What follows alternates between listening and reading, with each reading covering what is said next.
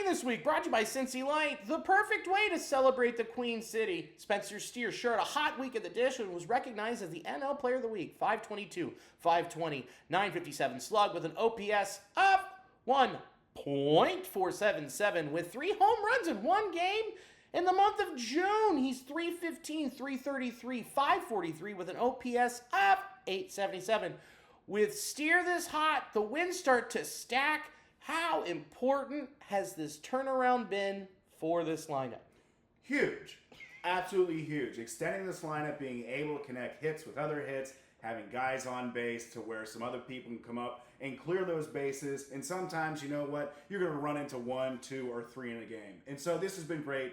And, you know, just think about how not that long ago we were talking about Steer needing to kind of heat up, see more balls and pitches, and you just look month to month, week to week, how he is just built on that, and he's just the player we expected him to be. Yeah, I mean, he had been shades of his 2023 self last year as well. I mean, he had that shoulder injury, played through it, and clearly he's put that behind him, and you can see the adjustments he's made. His swing is level, he's getting after it, and being lower in the lineup, kind of relieving some pressure, but also making it longer makes a big difference.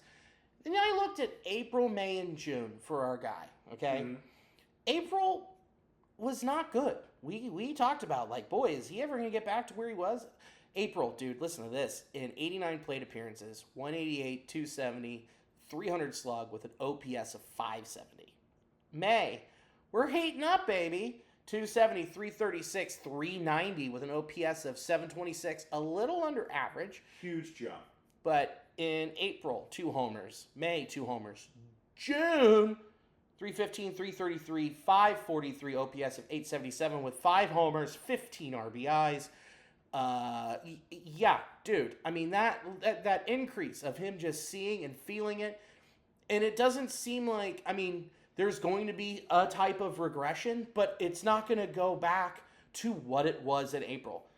No, I super doubt that. And just like the way it seems like everything is so much better now. His timing, the way he's getting his foot down, and he's just not behind the ball where you were seeing him a lot of times, you know, fouling the ball back. Where he's like, oh man, I feel like, you know, he used to be able to put that one in play, you know, hit it for a double, you know, in the right center somewhere. And now that's happening a lot more. I feel like his confidence is with him as well as his mechanics.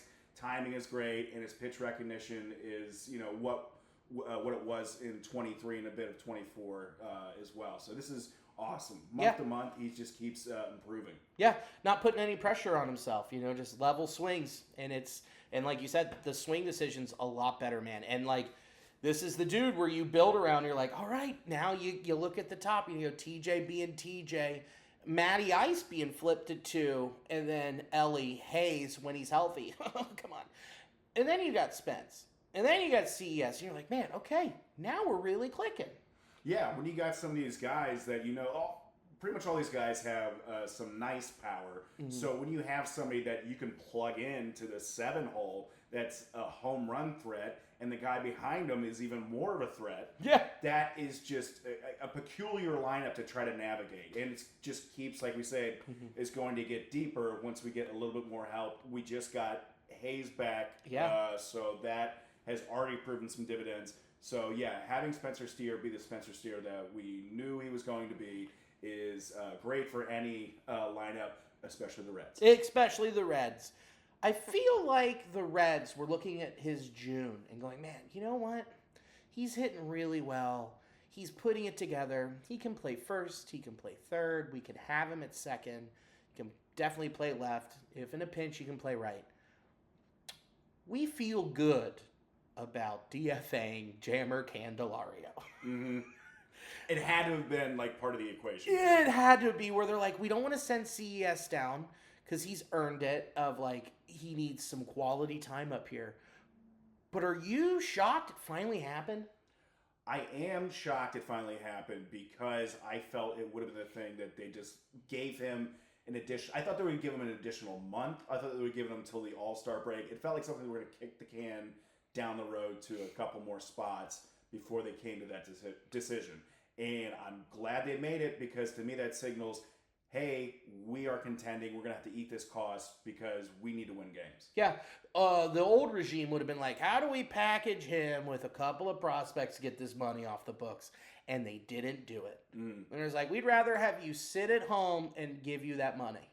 Which, God, that felt good. I mean, gets me a little worried going into the trade deadline because, I mean, they've tried to outsmart the system with the doubles turning into homers with that profile, but we don't have to get into that. But I'm just glad that the front office and ownership went, you know what? No, Jammer, go home. We don't need you here. We don't need this. And it seemed like everyone's playing a little more fun without him being around. It did seem like right away there was a bit of a gear shift. We're like, hey, let's go. You're the guys. You are the dogs. Let's go out there and play. Bark, bark, bark. Yep. Woof, woof, woof. I heard it was a little somber around the clubhouse at first, but then it's just like, let's just keep winning. We got to prove it. And they got to do it because, you look at the lineup and we praise it now, but at the same time, it's like, is this enough to contend to not just get to the playoffs, but sustain when they get there? But that is a conversation that we don't need to have tonight because we're being positive.